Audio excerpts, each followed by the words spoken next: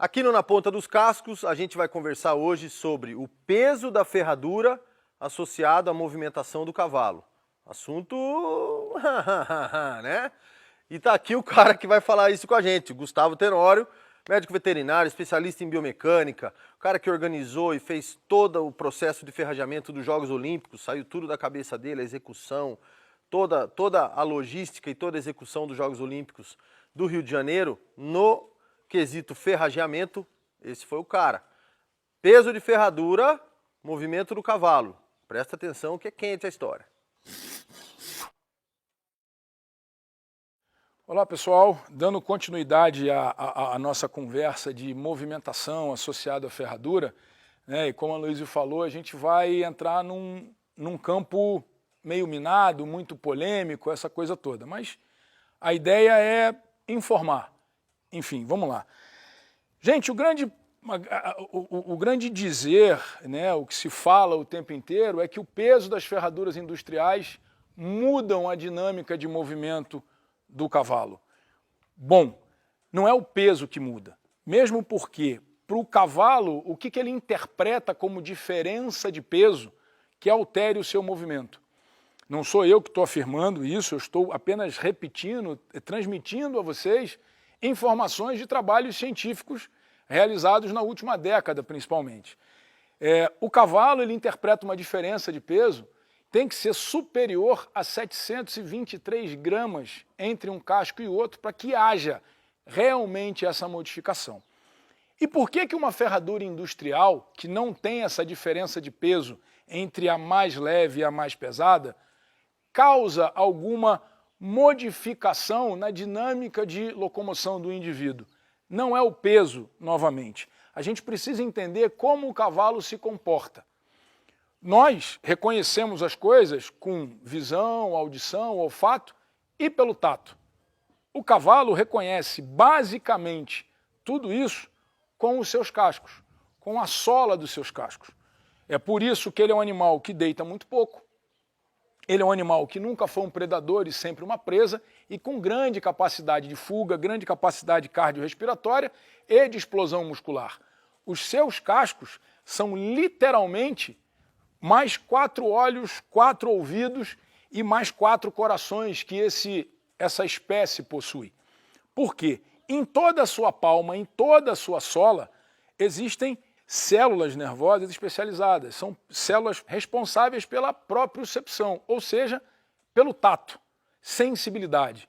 Para vocês terem uma ideia, todo cavalo, quando ele está parado, relaxado, o primeiro movimento que esse equino vai fazer, o primeiro passo que ele vai dar, obrigatoriamente, nós não percebemos isso, nós não conseguimos ver isso, nem sentir isso.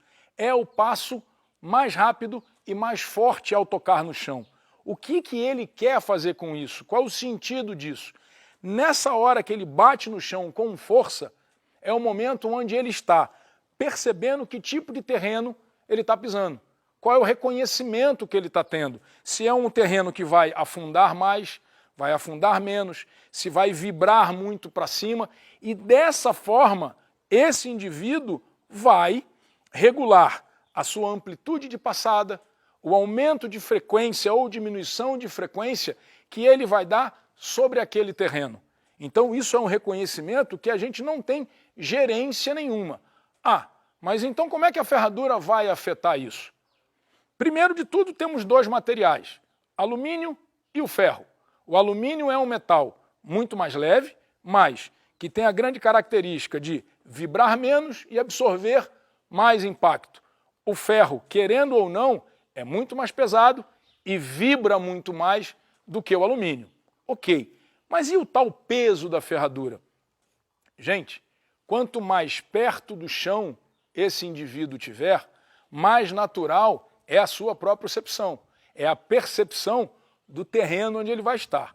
E aí nós temos a ferradura leve, bem fina, que é na verdade numa barra de 7 milímetros, 6 milímetros de espessura, bem fininho, chamada ferradura leve, que aí o pessoal gosta muito de usar isso em cavalo de sela, muitos dizem porque vibra menos.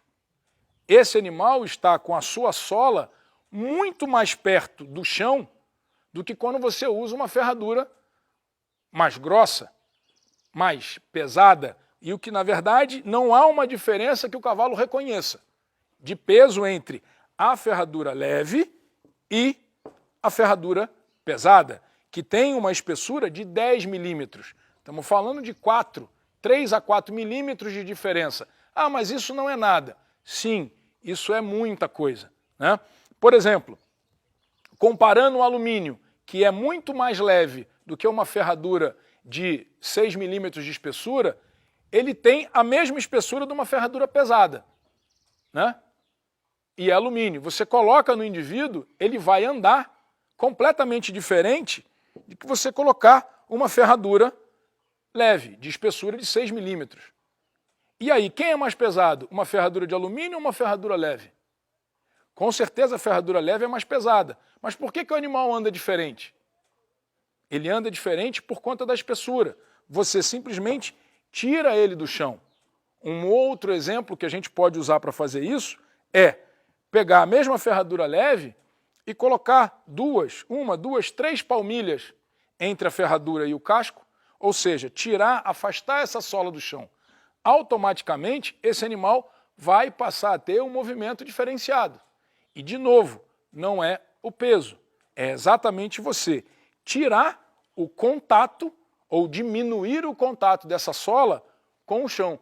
A interpretação passa a ser completamente diferente.